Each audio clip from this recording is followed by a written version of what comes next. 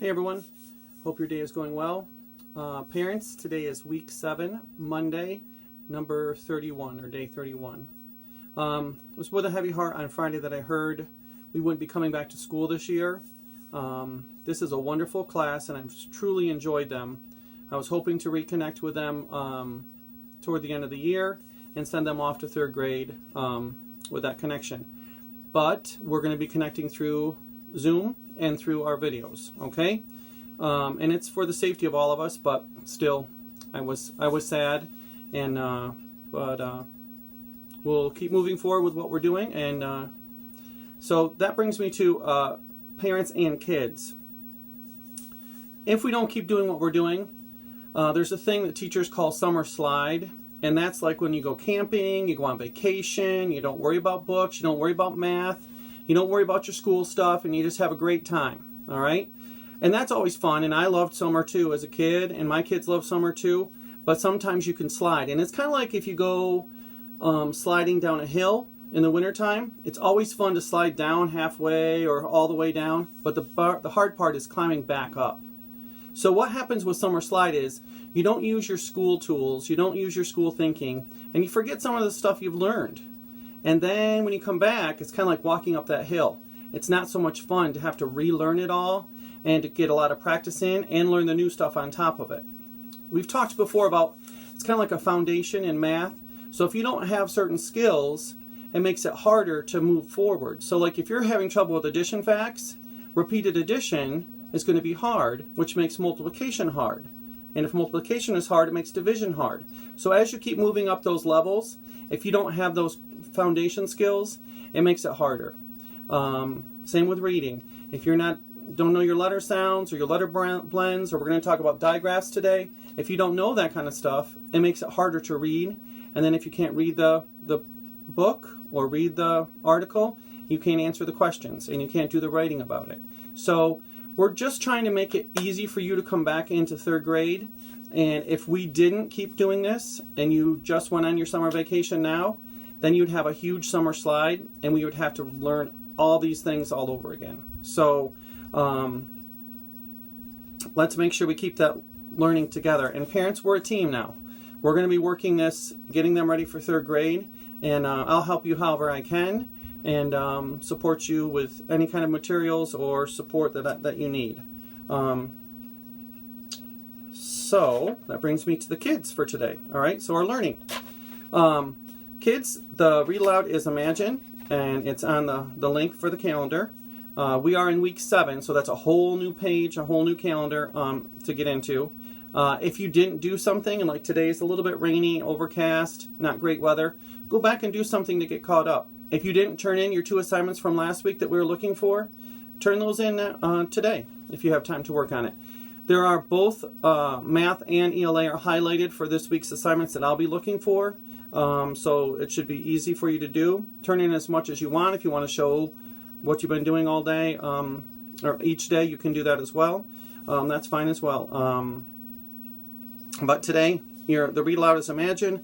Read 15 or 20 minutes, and again, I said this last week, but if it's a rainy day like today and overcast and you're tired and sunburned from yesterday, then read 30 minutes, all right? Because that practice is going to help move you forward, all right? Writing, beginning, middle, and end. We've talked about this a ton this year. You guys know in the beginning, it kind of lays out the story.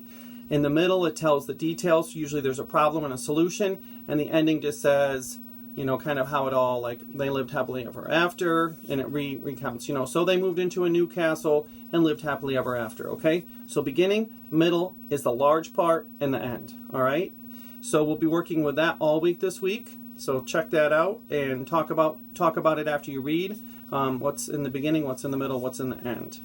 Spelling, or I'm going to introduce the words to you in the spelling principle, and like I said earlier, it's digraph. So our words are, let's look at the principle first. Two consonant letters can represent one sound in the middle of a word.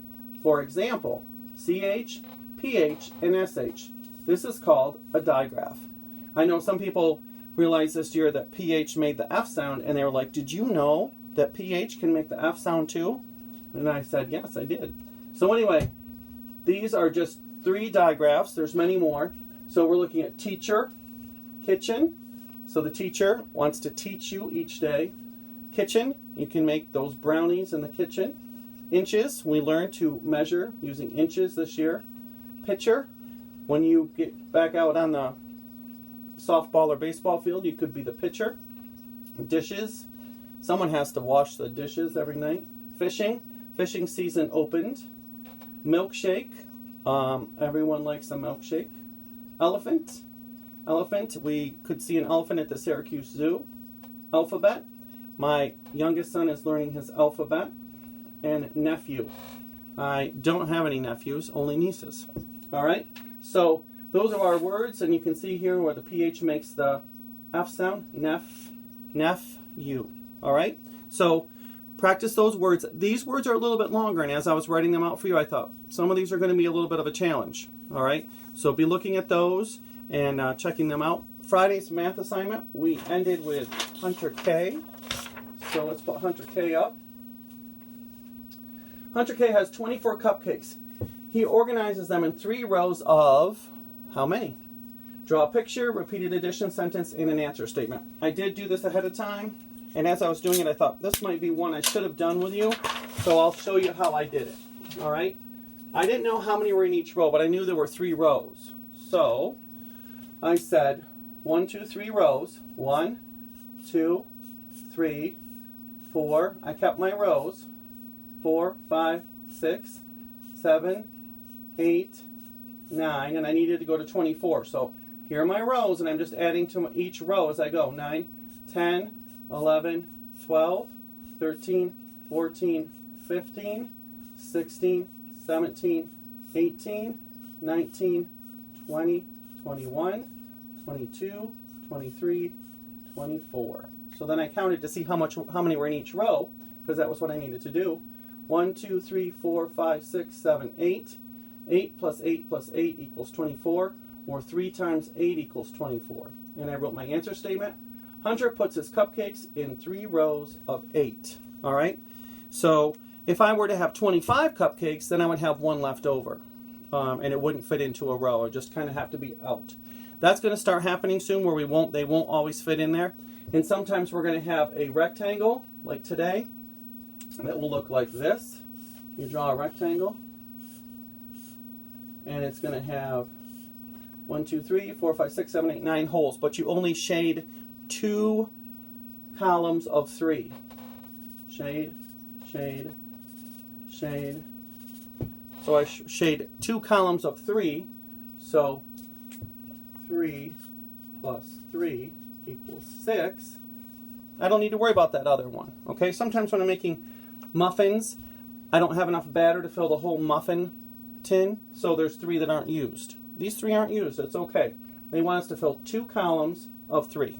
All right, so you're going to have to construct those rectangles and then fill in only parts. So today it's kind of something like that. We're going to start talking about, and Kira is our person of the day today. So good to see her on Remind on Friday.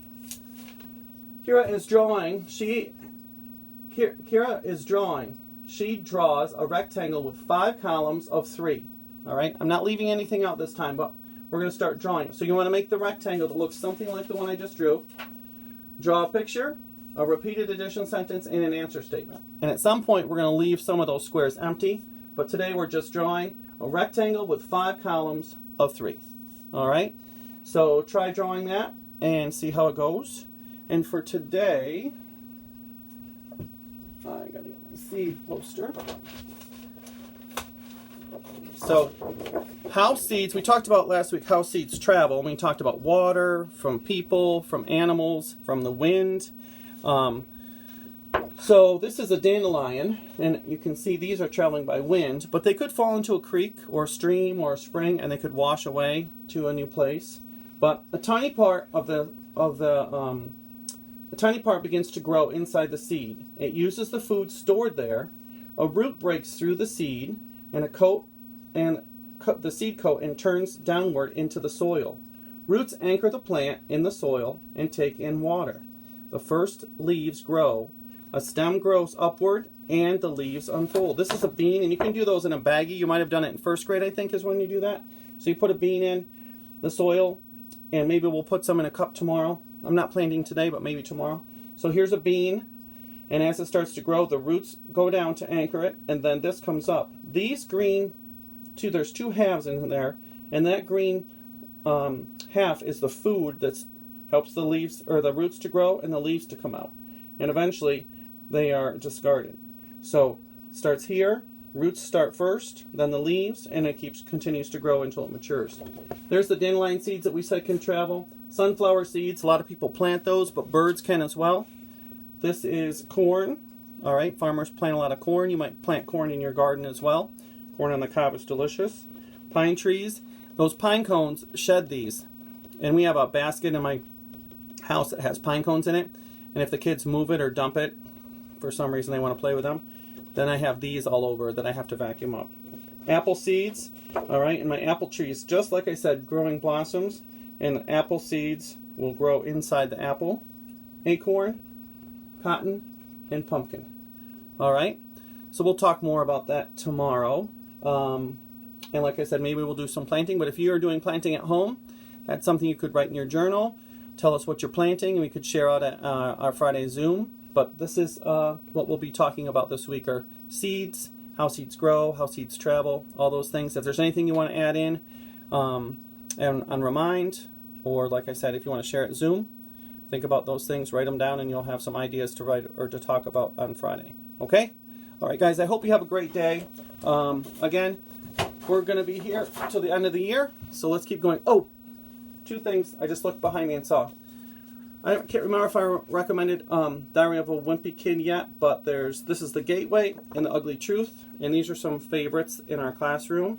So if I did already recommend them, I'm recommending them again because they're so awesome. And we just switched to May, and May is the 5th month of the year, so now you'll be writing 5/5/2020, all right, or whatever the date is. So we have switched. May is the 5th month of the year. Those are two things that I forgot to add in today. All right, have a great night. I will look forward to seeing you tomorrow. Remember, we have to keep moving our learning forward. If I can do anything to help, I'm always here. Send me an email, remind, whatever, and I will get right back to you as soon as I can. All right, have a great night.